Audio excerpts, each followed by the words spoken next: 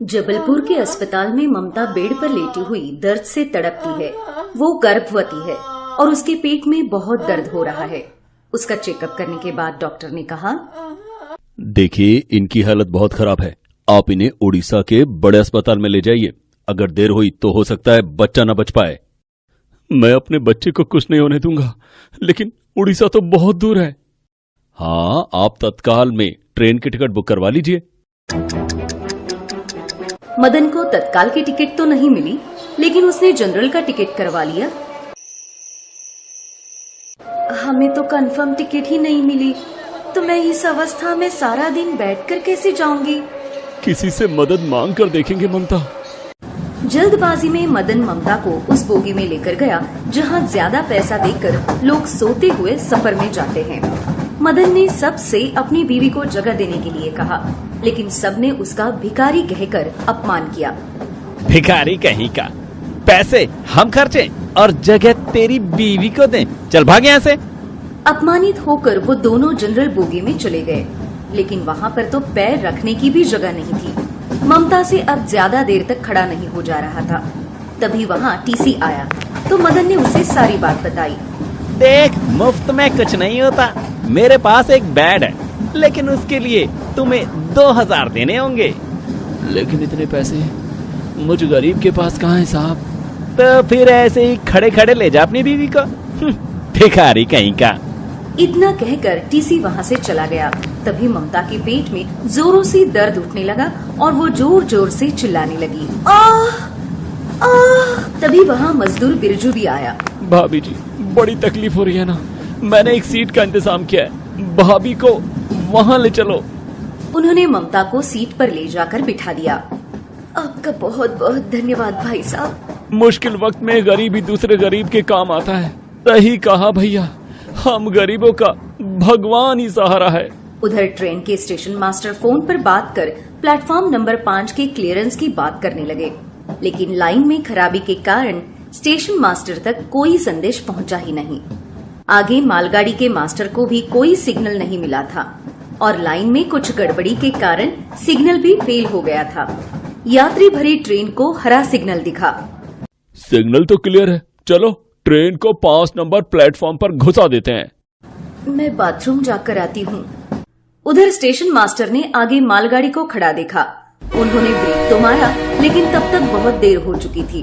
Train ने जोर से मालगाड़ी को टक्कर मारी, जिससे ट्रेन की बोगियां पटरी से उतर गई।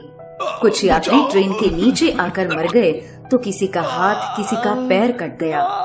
कोई मुझे बचा लो, मेरे बच्चे घर आने की राह देख रहे हैं। चारों ओर हाहाकार मच गया, चीखने पुकारने की आवाजें आने लगी। कुछ ही देर में ये बात शहर में आग की तरह फैल गई और तभी वहाँ न्यूज वाले आ गए। सुरक्षा दल भी आ गया, लेकिन हादसा इतना बड़ा था कि एक के बाद एक लाशों के ढेर लग गए। टॉयलेट से फिसलकर ममता उस बोगी से बाहर एक खेत में जा गिरी थी, लेकिन उसके पेट में अचानक से तेज दर्द उठा और उसने वही एक लड़के को जन्म दे दिया। गोद में अपना बच्चा लिया वो मदन को ढूंढने लगी और आखिर में उसे मदन की डेड बॉडी मिली। सुनिए, उठिए ना, उठिए, देखिए, अपने मुन्ने को अपनी गोद में नहीं लेंगे आप? संभालो अपने आप को। सबने किसी न किसी अपने को खोया है। जिस दिन दुनिया में इतनी जान गई, उस दिन दुनिया में एक नई जान आई। दुनिया की रीत ही यही है, जो आया है उसे एक न एक दिन तो जाना ही है। इसीलिए कहते हैं दोस्तों, जिंदगी 2 पल की है, उसे जी भर के जी लो, पता नहीं कब किसका बुलावा आ जाए। ये कहानी है अंकित की। अंकित एक कंपनी में फील्ड ऑफिसर था। ऑफिस के काम से अक्सर उसे शहर के बाहर आना जाना पड़ता था, लेकिन 7 साल पहले दिसंबर के जाड़े की एक रात एक ऐसी घटना घटी जिसे वो लाख कोशिश के बावजूद भुला नहीं सकता। दरअसल ऑफिस के जरूरी काम से उसे अचानक दिल्ली जाना था। रात को 9 बजे उसकी ट्रेन थी। वो 7 बजे ही स्टेशन की तरफ टैक्सी से निकल पड़ा, क्योंकि स्टेशन शहर से काफी दूर था। ठीक 8 बजे वो स्टेशन पहुंच गया। कितनी ठंड है। जरा पूछताछ केंद्र में जाकर पता करता हूँ कि ट्रेन कहाँ है। पूछताछ केंद्र में जाकर पता किया तो पता चला कि धुंध के कारण ट्रेन 1 घंटे लेट थी। स्टेशन कोई खास बड़ा नहीं है। वो अभी कहीं बैठने की सोच ही रहा था कि अचानक बारिश शुरू हो गई। एक तो कड़ाके की ठंड, ऊपर से बारिश। ठंड तो और बढ़ गई है। ऐसे में ट्रेन का 1 घंटे और इंतजार। अंकित ठंड से कांप रहा था। हालांकि उसने गर्म कपड़े पहन रखे थे, लेकिन वो नाकाफी थे। सुनसान रात में कुत्ते के रोने की आवाज माहौल को और भी डरावना बना रहे थे। छोटा स्टेशन होने के कारण इक्के दुक्के लोग ही स्टेशन पर नजर आ रहे थे। ठंड बिल्कुल बर्दाश्त के बाहर थी। तभी दूर उसे आग की लपटें दिखाई दी। लगता है वहां कोई दुकान है। अगर चाय की दुकान हो तो मजा ही आ जाए। बारिश बंद होते ही अंकित वहां गया। वो चाय की दुकान नहीं थी। कुछ लोगों ने ठंड से राहत के लिए एक शेड के नीचे आग जला रखी थी। वो वहीं बैठ गया। सर्दी में आग के पास बैठना उस सुकून की तरह होता है जो एक छोटा बच्चा अपनी माँ की गोद में महसूस करता है। वहां बैठकर उसे बहुत अच्छा लग रहा था। तभी ट्रेन के आने की सूचना हो गई। ट्रेन ने जैसे ही प्लेटफॉर्म को छुआ, लोग अपनी अपनी बोगी की तरफ लपक पड़े। अंकित भी अपनी सीट पर जाकर बैठ गया। ट्रेन 2 मिनट वहां रुकी, फिर अपनी रफ्तार से अपनी मंजिल की ओर चल पड़ी। अंकित की सीट खिड़की के बिल्कुल पास थी और दुर्भाग्य से खिड़की पूरी तरह बंद नहीं होती थी। ये खिड़की तो पूरी तरह बंद ही नहीं हो रही है। यहाँ से थोड़ी सी हवा भी आएगी तो मेरी हालत खराब हो जाएगी। अंकित ने फिर से खिड़की बंद करने की कोशिश की। सौभाग्य से 2-3 बार की कोशिश के बाद वो बंद हो गई। अंकित के सामने की सीट पर अमर और सुप्रिया नाम का नया शादीशुदा जोड़ा बैठा था। मांग में सिंदूर, कलाई में लाल लाल चूड़ियां, हाथों की मेहंदी और लाल साड़ी पहने सुप्रिया बहुत सुंदर लग रही थी। आप लोगों को देखकर लग रहा है कि कुछ दिनों पहले ही आपकी शादी हुई है। जी, अभी 15 दिन हुए हैं भाई साहब। हम हनीमून के लिए जा रहे हैं। अमर और सुप्रिया को देखकर ऐसा लगता था कि वो हर एक पल को जीना चाहते हैं। वो पूरी दुनिया को भूलकर एक नई दुनिया में थे। अंकित के साथ ही अनवर मियां और तबस्सुम भी सफर कर रहे थे। उनका एक 3 साल का बेटा था, सलीम। गोरा रंग, बड़े बड़े बाल, बड़ा ही मासूम था वो। सच ही कहते हैं, छोटे बच्चे तो भगवान का ही रूप होते हैं। वो ट्रेन के एक कोने से दूसरे कोने तक भागता और फिर अपनी माँ के पास दौड़ कर आता और उनकी गोद में सर रखकर अपनी तोतली जबान में बोलता, अम्मी मुझे पकड़ो, अम्मी मुझे पकड़ो।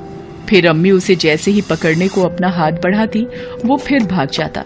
ऐसा लगता था कि वो अपने नन्हे कदमों से सारी जमीन नाप लेना चाहता था। अनवर मियां ने बताया कि जानते हैं अंकित जी, शादी के 8 साल तक हमारी कोई औलाद नहीं हुई थी। हम दर बदर जाकर थक गए थे जी।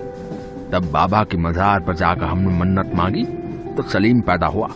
कारोबार की मशरूफियत के कारण अब तक यहाँ जाकर चादर नहीं चढ़ा पाया था, लेकिन इस बार तय कर लिया था कि चाहे कुछ भी हो जाए बाबा को चादर जरूर चढ़ाऊंगा। मैं और तबस्सुम इसे लेकर वहीं जा रहे हैं। अंकित के साथ ही श्रीवास्तव जी भी सफर कर रहे थे।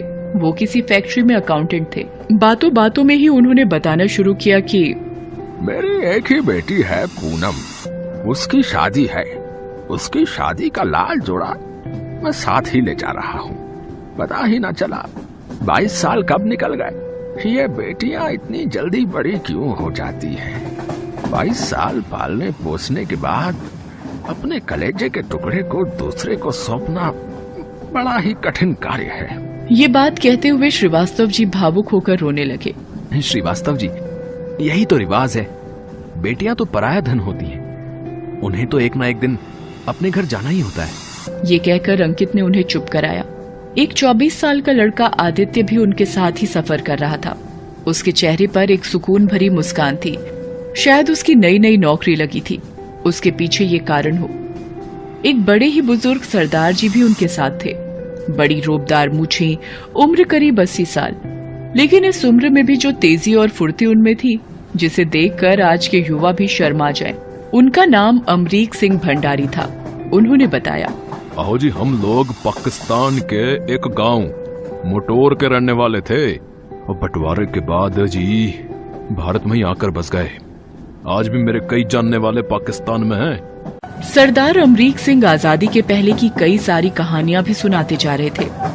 रह रहकर वो आज के नेताओं पर बरस भी पड़ते थे। बातों बातों में कब रात के 11 बज गए पता ही नहीं चला। माहौल एक परिवार के जैसा हो गया था। सब लोग पता नहीं ये क्यों भूल गए थे कि वो एक सफर में है। कुछ देर बाद सबने खाना शुरू किया। सभी अपना अपना खाना बांट कर खा रहे थे।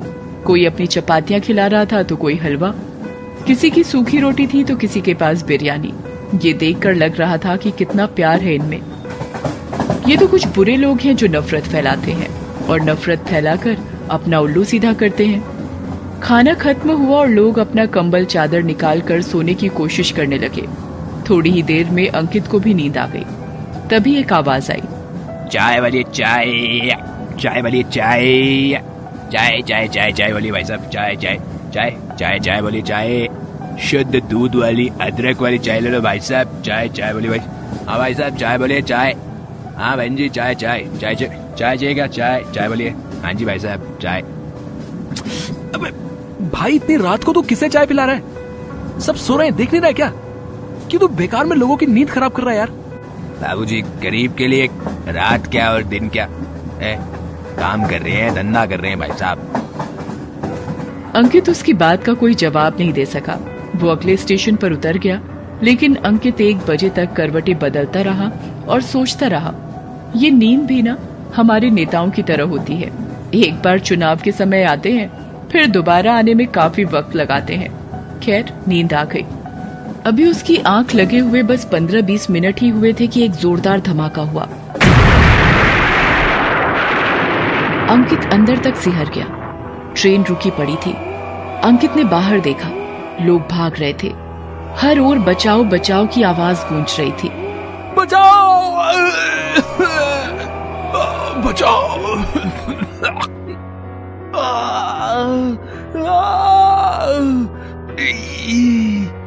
अंकित ने बहुत उठने की कोशिश की लेकिन उठ न सका। वो बेहोश हो गया। जब फिर से उसकी आंखें खुली तो भयानक दृश्य देखकर दिल दहल गया। अगल बगल लाशें ही लाशें थी। लोग अब भी भाग रहे थे। अंकित का हाथ बुरी तरह दबा हुआ था। उसने जोर से आवाज लगाई, मुझे निकालो, अरे कोई तो मुझे निकालो। तभी एक हाथ अंकित की मदद को आगे आया। वो हाथ सरदार अमरीक सिंह का था। उन्होंने उसे बाहर निकाला और उसके कंधे पर सिर रखकर रोने लगे। ये सब क्या हो गया सरदार जी? ओए अंकित, वो गाड़ी में बम विस्फोट हुआ है। अगले दिन की शुरुआत इतनी भयानक होने वाली है ये किसी ने भी नहीं सोचा था। बचाव वाले आ गए थे। एम्बुलेंस की आवाज पूरे माहौल में गूंज रही थी। लाशों के मिलने का सिलसिला थमने का नाम ही नहीं ले रहा था। उन लाशों में एक लाश अमर और सुप्रिया की थी। सुप्रिया अब भी अमर के हाथ में हाथ रखे हुए थी। अमर ने अब भी उसका हाथ जोरों से थाम रखा था। यह साथ ऐसा था जिसे अब कोई नहीं छुड़ा सकता था, मौत के बाद का साथ। अगली लाश को देखकर अंकित का कलेजा मुंह को आ गया। उसकी आवाज उसके गले में रुक गई। वो मृत शरीर उस नन्हे से बच्चे सलीम का था। सरदार जी ने उसे गोद में उठा लिया और वाहे गुरु से कहने लगे, ओए वाहे गुरु, ओए तुहाडा कैसा इंसाफ है। इस बच्चे को किस गुनाह की सजा दे दी वाहेगुरु। वाहेगुरु, आदमी के भेष में वो कौन से राक्षस थे जिन्होंने ट्रेन में बम रखा सी। अपनी बेटी की शादी का अरमान लिए श्रीवास्तव जी भी एक कोने में लहूलुहान पड़े थे। तभी उनके शरीर में कुछ हरकत हुई। सरदार जी, लगता है श्रीवास्तव जी अभी भी जिंदा हैं। पानी पानी। भाई साहब, मेरी बेटी की शादी का जोड़ा नहीं मिल रहा। न जाने कहाँ खो गया है। सरदार जी, आप मेरा एक काम करेंगे? एक शादी का जोड़ा लेकर मेरे घर चले जाएंगे। घर में मत बताना कि पापा तेरी विदाई को अब नहीं आएंगे। ये कहते कहते उनकी गर्दन एक तरफ लुढ़क गई। उनकी आत्मा ने उनके शरीर का साथ छोड़ दिया। शायद यही कहने को उनकी सांसें अटकी हुई थी। तभी बारिश होने लगी। राहत का काम 1 घंटे रोकना पड़ा। राहत की गाड़ी लाशों से भरती जा रही थी। अंकित की आंखें अब भी किसी को ढूंढ रही थी। तभी वो नजर आया। जी हां, आदित्य। अब भी वैसी ही मुस्कान उसके मृत चेहरे पर थी। शायद वो मौत को मुंह चिढ़ा रहा था। पूरा माहौल चीख पुकार से भर गया था। कोई बेटे को ढूंढ रहा था तो कोई मां को। किसी को बीवी नहीं मिल रही थी तो किसी का पति। जिनके अपने मिल जाते वो खुश थे, जिनके नहीं मिलते वो अपनों की तलाश में लग जाते। ये मंजर देखते देखते अंकित कब बेहोश हो गया पता ही नहीं चला। इस बार जब उसकी आंखें खुली तो वो रेलवे के अस्पताल में था। अमरीक सिंह बगल की बेड पर थे। डॉक्टरों ने उसे बताया कि उसके हाथ से बहुत खून बह गया था। सरदार जी ने ही उसे खून दिया, लेकिन ज्यादा खून बहने के कारण अंकित का एक हाथ काटना पड़ा। तभी फिर जोर से रोने की आवाज आई। सलीम, सलीम, कहाँ है मेरा बच्चा? सलीम। सलीम बाहर खेल ले। वो ठीक है। तुम्हें इस हालत में देखकर वो रोने ना लगे, इसलिए मैंने उसे बाहर खेलने दिया। आज इस घटना को 7 साल हो गए हैं। अमरीक सिंह अब नहीं रहे। तबस्सुम बीमार रहती हैं। अनवर मियां भी पूरी तरह टूट चुके हैं। हाँ, श्रीवास्तव जी की बेटी की शादी हो गई है। वो खुश है। उसका कन्यादान सरदार जी ने ही किया। वो अंकित को भैया बुलाती है। आज अंकित फील्ड अफसर नहीं है। छोटी सी दुकान है उसकी, जिसे वो और उसकी पत्नी मिलकर चलाते हैं। जब भी वो इस घटना के बारे में सोचता है तो लगता है कि कुछ लोगों के खतरनाक मंसूबे कैसे कितनों के परिवार को तबाह कर देते हैं। आखिर क्या मिलता है उन दहशतगर्दों को इस तबाही से? इस सवाल का जवाब उसे नहीं मिलता। अगर आपके पास हो तो बताना जरूर।